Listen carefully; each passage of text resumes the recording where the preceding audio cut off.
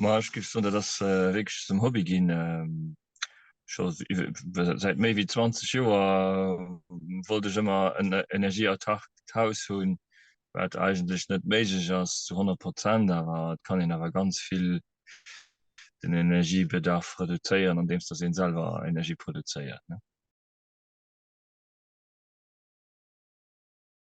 Ma solange d'Energiepreise billig sind, dann also viele Leute egal.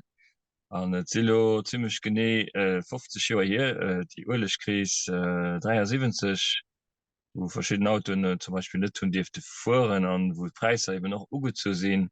An du gouf dat bis schon méi aktuell an haut immer eben 50 mich spéit dann de Mënsche degentéi also Problem ist, dass immer nur den Finanze geguckt wird, um Preis und der Energie, wenn die Energie nicht viel kostet, so wie das Wasser, wenn das Wasser nicht viel kostet, wird Wasser verschwendet.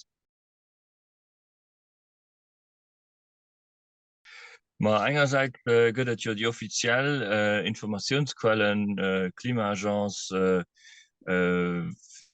die ich auch als externen Büro da schaffen. Aber das ist einfach, du kriegst eben gesagt,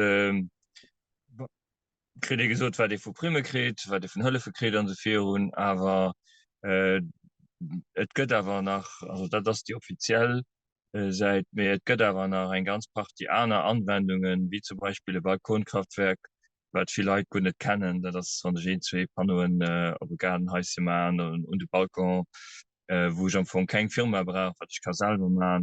Et kann et geht um Batteriespeicherung, dat relativ neu Thema.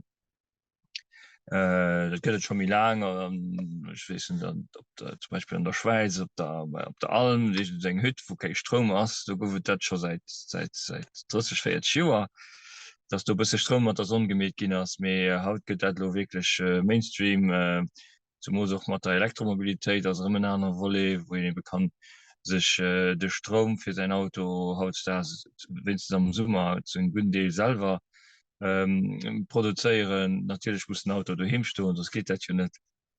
Me voilà, dat das Zukunft, ne?